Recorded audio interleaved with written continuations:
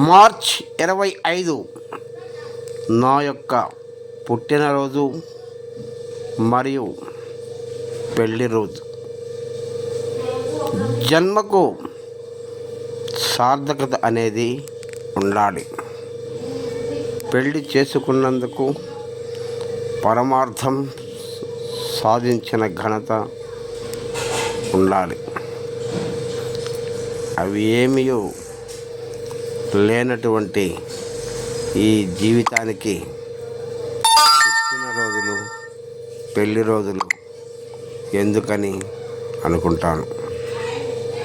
కాబట్టి పుట్టినరోజైనా పెళ్లి రోజైనా చెప్పుకునేదానికి ఒక ఘనత సాధించిన రోజే చేసుకోవాలి, కానీ ఊరికే చేసుకుంటే సరిపోదు అనేదే నా భావన. అందుకే చేసుకోదలుచుకోలేదు. నా యొక్క జీవితంలో 7వ నెలలో పుట్టినటువంటి నేను డాక్టర్ గారు అప్పుడే చనిపోతారు అని అందరూ అనుకుంటే, ఒక ప్రత్యేకమైన డాక్టర్ వచ్చి వీడికి ఏడుపు ఉంది, ఏడుపు ఉంటే వీడికి లైఫ్ ఉంటుంది అని 2 నెలలు చీకటి రూములో బంధించి 9వ నెల పూర్తయిన తర్వాత నన్ను బయటికి తీసుకువచ్చిన సందర్భాలు అవి. ఆ విధంగా నా జననం అనేది జరిగింది. జన్మించిన దానికి నా యొక్క 8వ తరగతిలోనే తల్లి చనిపోవడం, ఇంటికి పెద్దవాడినైన నేను ఇంటర్మీడియట్లో తండ్రి చనిపోవడం, నా యొక్క కుటుంబ బాధ్యతలన్నీ కూడా మా నాన్న ఉద్యోగం నాకు వచ్చి 2 తమ్ముళ్ళు 2 చెల్లెళ్ళు బాధ్యతలు వహించేసరికి నా తల ప్రాణం తోకకు వచ్చింది. ఎవ్వరు కూడా సహాయం చేసేవాళ్ళు లేరు. ఆర్థిక పరిస్థితులు అమితమైన ఘోరం. నేను వచ్చిన తర్వాత నా ఇంటికి కావాల్సినటువంటి చేప చేపల గట్ట అన్నీ కూడా కొనుక్కోవాల్సినటువంటి పరిస్థితి ఏర్పడింది. ఎంతో కష్టాలు అనుభవించి నా యొక్క జీవితాన్ని అంతయు కూడా చదువుకోవాల్సిన వయసులో ఉద్యోగాన్ని తీసుకుని బాధ్యతలు త్యాగం చేశాను అనే దానికంటే కూడా బాధ్యతను సక్రమంగా నిర్వర్తించానని చెప్పాలి. నా బాధ్యతను సక్రమంగా నిర్వర్తించాను. కానీ ఈరోజు తమ్ముళ్ళు కానీ చెల్లెలు కానీ ఎవ్వరు కానీ కూడా వాటిని గుర్తుపెట్టుకోకుండా వాటిని ఎంతో మర్చిపోయి నువ్వు ఏం చేశావు అనే మాటలతో నా హృదయాన్ని గాయపరుస్తూనే ఉంటాను.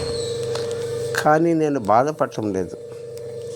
ఏమిటంటే, ప్రతి మనిషి తన మనస్సాక్షికి సమాధానం చెప్పుకోవాలి తప్ప ఈ లోకంలో ఉండే ప్రజలకు కాదు, ఎవరికి కాదు. వాళ్ళు ఎన్ని సూటిపోటి మాటలు అన్నా కూడా నేను బాధపడను. ఎందుకంటే నా ఆత్మకు తెలుసు, నేను సక్రమంగా న్యాయం చేశాను కుటుంబానికి. వాళ్ళే దాన్ని వినియోగించుకోకుండా నా మీద నిందలు వేశారు అని.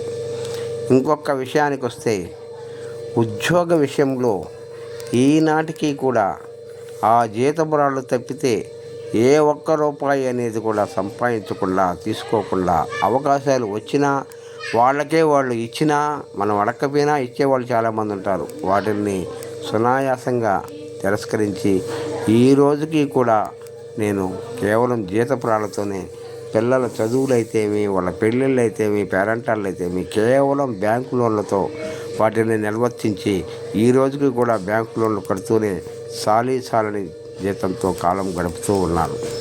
నేను గుండె మీద చేసుకొని 100% ఉద్యోగ నిర్వహణ నేను సక్రమంగా నిర్వర్తించానని గుండె మీద చేసుకొని ఆ మాట మాత్రం చెప్పగలను. కుటుంబ విషయాలకు వస్తే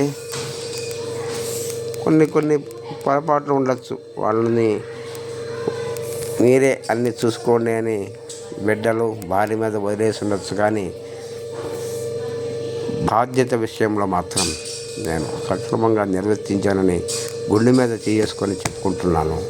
చివరిగా నేను ఏదైనా సరే చెప్పుకోగలిగింది సాధించిన రోజు ఈ పుట్టినరోజులు పెళ్లి రోజులు చేసుకొని ఘనంగా అందరికీ తెలియజేస్తానని ఈ యొక్క నా పుట్టినరోజు పెళ్లి రోజు సందర్భంగా నేను విన్నవించుకుంటున్నాను. సాధించిన రోజే పుట్టినరోజు, పెళ్లి రోజు. ఇదే నా ఆశయం.